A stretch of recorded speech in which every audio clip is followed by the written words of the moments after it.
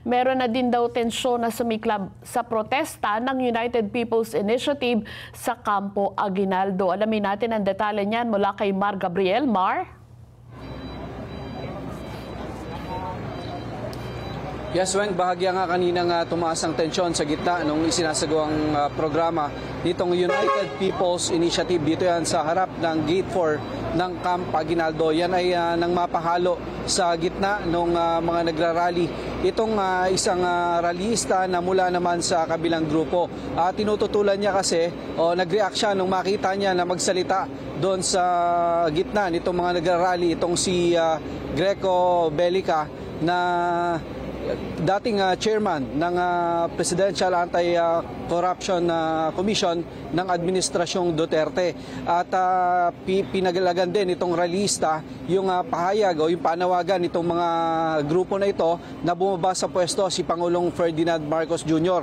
Ayon doon sa lalaki kanina na pinagtulungan o kinuyog ng mga grupo nitong United People's Initiative, hindi niya maatim na pababayin sa pwesto itong Pangulong Marcos Jr. kung ang makikinabang naman ay itong si Vice President Sara Duterte. Kaya doon na hinabol siya nitong mga rallyista na agad din namang napahupa ng awatin din mismo nitong kanilang mga kasamahan. Ayon kay General Romeo Poquis na lead convener nitong grupo, isa sa mga iniwasan nila yung ganitong mga insidente, no? Yung mahaluan sila ng mga hindi nila kasama dito sa kanilang ipinaglalaban at pagsimulan ng kaguluhan.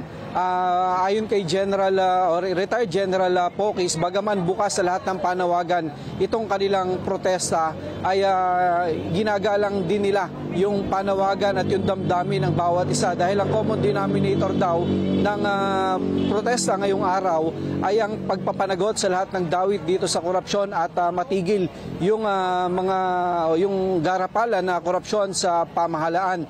Tinitiyak ni General Poquis na mananatiling magbabantay sila sa kanilang hanay upang maiwasan yung insidente gaya kanina. As of 2:45 PM, Weng, Wedge, umabot na sa 10,000 individual yung crowd estimate ng Quezon City Police District. Dito yan sa kahabaan ng EDSA at sa kanto ng White Plains Avenue. Kanina nagmarcha yung karamihan o yung bulto ng mga rallyista mula dyan sa EDSA Shrine patungo dito sa White Plains Avenue, kung saan ipinagpatuloy nila yung kanilang programa. Sa ngayon, kung makikita nyo, Wedge, dito sa aking likuran, kanya-kanya nang umaalis yung mga rallyista na nakiisa kanina doon sa programa, no? Pagkatapos yan ng malakas na buhos ng ulan. Habang yung iba naman na mga kababayan natin ay nananatili pa rin doon sa kanilang pwesto na tila pinaghandaan nila yung pag-ulan ngayong araw, dahil may kanya-kanya silang bitbit na payong na panangga sa malakas na buhos ng ulan. Sa ngayon, kung makikita mo, sarado na rin itong northbound lane nitong EDSA. Kanina nadadaanan pa itong bus lane, no? Pero sa ngayon, sa makikita nyo, sarado na rin pati itong bus lane at totally sarado na sa trapiko at sa lahat ng uri ng sasakyan itong northbound ng EDSA, partikular dito sa harap ng White Plains hanggang dyan sa harap ng Gate 4 sa Campo Aguinaldo. Weng, Wedge. Mar, balikan lang natin yung kaninang nabanggit mo, ano. So, yung pagsasalita ni dating Chairman Greco Bellica ay dun sa grupo ng mga retired generals o military officials.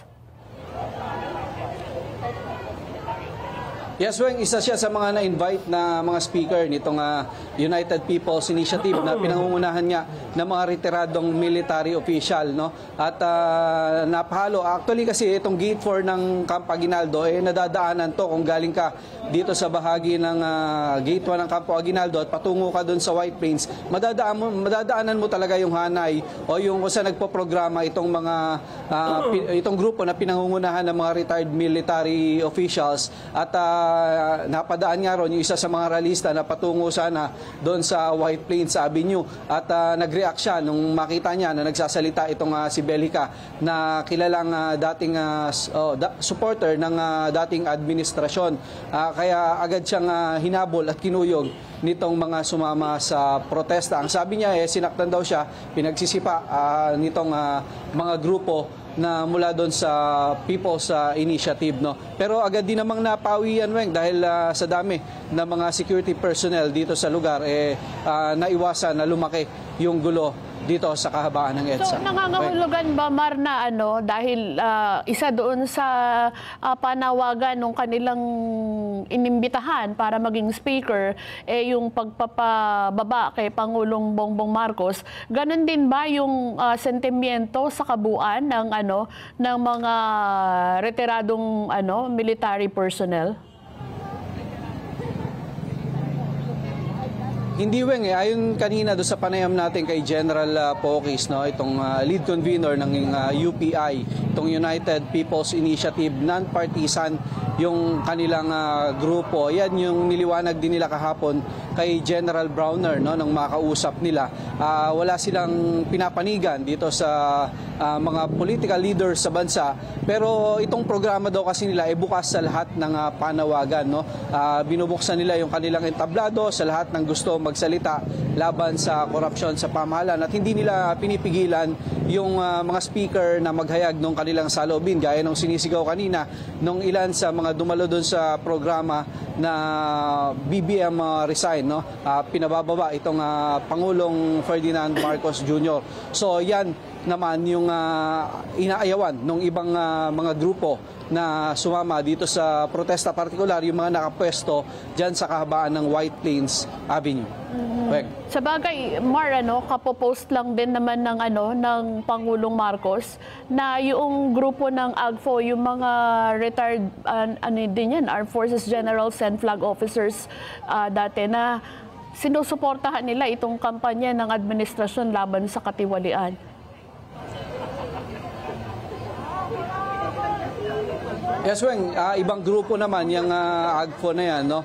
Actually, wala tayong nakita ng mga representative nila dito sa sinagawang programa kanina nitong UPI. Bagaman may ilan lang dito kanina, no, na binanggit ng speaker na may mga dumating na mga miyembro ng isang class ng Philippine Military Academy. Kung di ako nagkakamali, class 84 yung binanggit kanina, at nakita naman natin na may mga retired generals na nandun kanina. At ang ginigit niyan itong mga retiradong general, hindi sila nakikisaw-saw sa politika at wala silang panawagan ng mga pagbaba sa pwesto nitong mga nangunguna sa ating pamahalaan. Ang nais lang nilang gawin dito ay maging bukas itong programa nila sa lahat ng panawagan. At hindi daw natatapos ngayong araw itong programa ng grupo nitong mga retired general, dahil mananatili raw sila rito hanggang sa marinig ng pamahalaan yung kanilang mga panawagan na mapanagot ang lahat ng sangkot sa nabisong korupsyon at mga katiwalaan sa ating pamahalaan. Mar, nakita mo na ba, nagpakita na ba dyan si Senator Amy Marcos? Sa ngayon wala pa, no. Yun nga yung hinihintay din kanina nitong sila General Pokis. Ang sabi niya may pasabi pero wala pang konfirmasyon kung darating at sasama doon sa programa nila ngayong araw itong presidential sister na si Senator Amy Marcos. Pero ongoing po din yung programa ng UPI dyan sa Grade 4. Yes, Weng, nagpapatuloy ang programa nitong UPI at may mga nakahanay pa sila na mga speaker, no, na magsasalita. At karamihan, Weng, sa mga speaker nila talagang ang panawagan magbitiw sa pwesto itong si Pangulong Marcos. Pwera na lang doon sa mga lihitimong mga retired general na nagsasalita rin dito sa kanilang isinasagawang programa. Weng.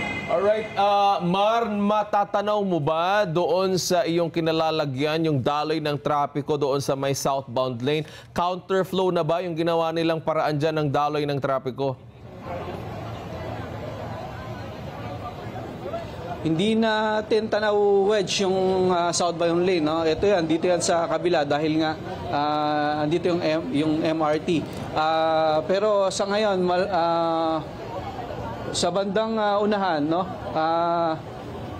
bahagyang mabigat na rin, Wedge, yung daloy ng traffic dyan. Malamang nagkakaroon na rin ng zipper lane dahil totally sarado na sa trapiko itong northbound lane at wala nang dumadaang sasakyan. Kanina may paunti-unting dumadaan dito sa dito sa bus lane, no, may motorsiklo at paunti-unting mga maliliit na sasakyan na nakakadaan. Pero sa ngayon, sa kapal ng tao dito na nakaharang sa kahabaan nitong EDSA, wala nang ito, may paunti-unti, may mga bumubusina, no, mga motorsiklo na kahit papaano ay nakakalusot do sa kapal ng tao na nakaharang sa kalsada.